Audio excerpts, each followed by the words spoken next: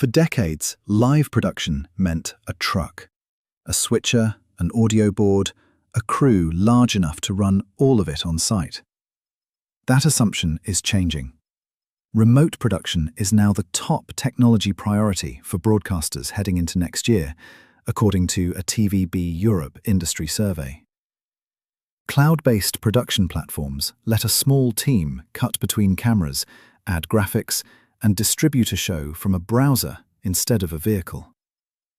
LiveU built its tools around this shift, bonded field encoders sending video to the cloud, where a compact crew finishes the show remotely.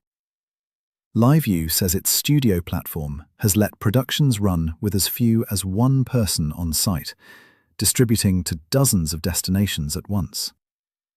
It isn't universal. Fast-paced live sports still push the limits of latency over public internet, and a reliable connection at the venue is non-negotiable. For everything else, the truck may no longer be required.